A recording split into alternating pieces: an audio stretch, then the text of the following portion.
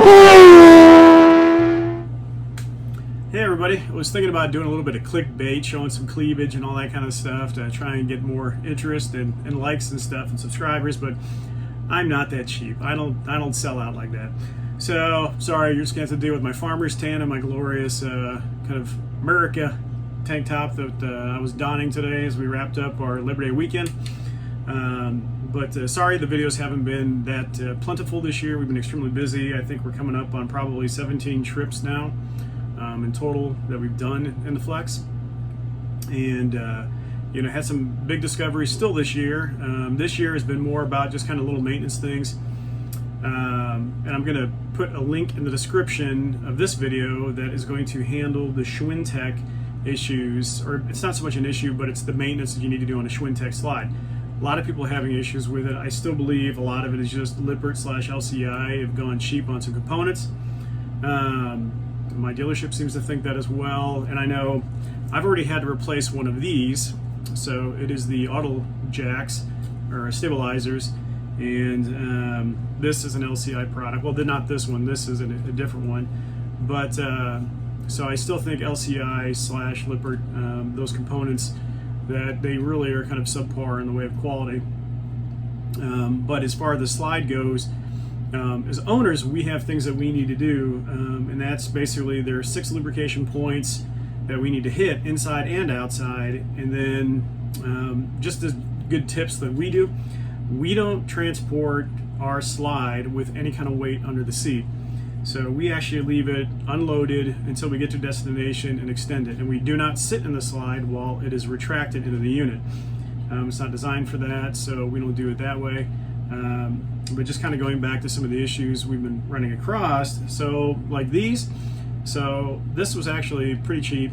You can get these off of Amazon. You can get like the LCI one, or you can, what I did is it's basically a knockoff brand, both made in China. But this was a 2-pack for basically, I still think a little bit cheaper than the LCI factory one. And the LCI one, it died just over a year old.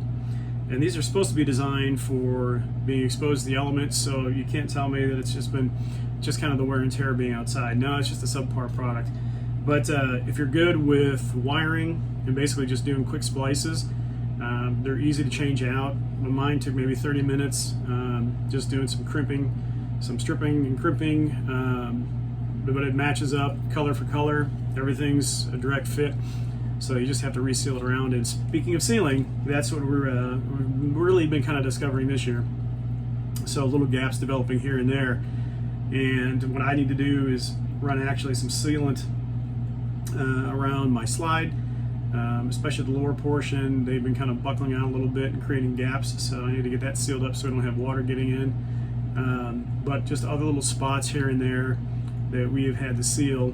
And there's a very particular sealant. Silicone, I'm telling you, will not work. It will not stay. It will not hold. My dealer actually says that the stuff that I bought from them is the only thing they have found that actually works, and it does actually really, really seal well. But it is super tacky. It has a consistency. It comes in a caulk tube, or like basically you have to use a caulk gun with it. And to me, it's the consistency of more of like rubber cement. Really tacky.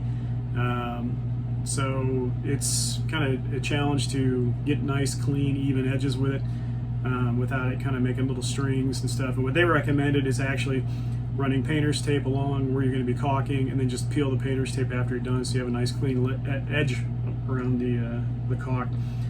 And the other thing that we've run across is the little running lights that are in the front and the rear of the unit. They have those little rubber grommets around it that seal the lights. All those little bastards are degrading and starting to pop up and peel away, so we're going to have to seal around those as well. Because the only way you can get a new grommet for those is to replace basically to buy a new light assembly. And I'm not buying a new light assembly. That's stupid. Again, I don't know who makes those. But my thing is you know, if they're going to be exposed to the elements, make sure you actually design it so that it'll hold up for more than a year before they start to break down and degrade. And when I'd washed the unit last year, I noticed right away you get black streaks coming off of it, so I knew it was really subpar rubber. So I'm not too surprised with that. But otherwise, the unit's still holding up really well. You know, been all over the Midwest and stuff. a little bit more to the east and stuff, and a little to the west. But we've put some miles onto the unit, and so for the most part, it's held up really great. I will say, we did get back from a trip once, and one of the burners I had found actually had fallen over.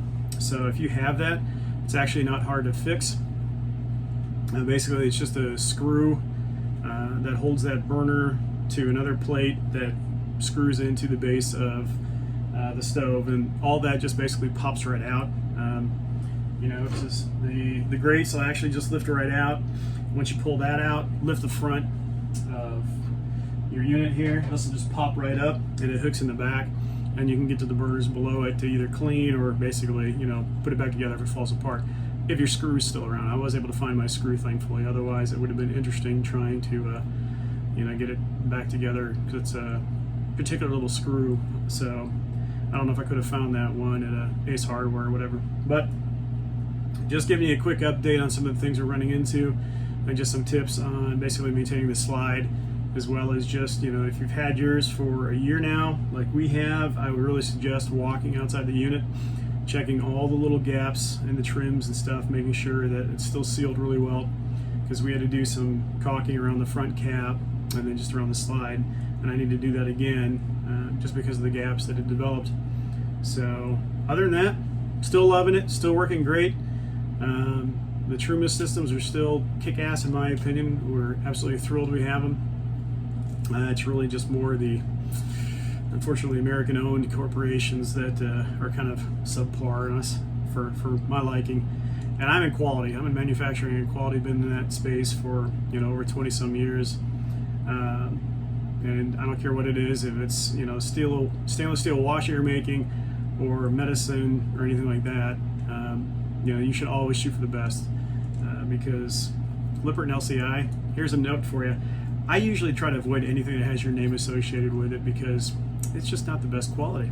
So, but that's the name you choose for yourself, so that's the reputation you have. So, but with that, shoot for the best. If you got to switch out stuff, I would suggest, you know, going with something else. So I've been really happy with these. The new one hasn't failed, and I have a backup. So, but other than that, hope to see you all out there. Stay safe. Take care.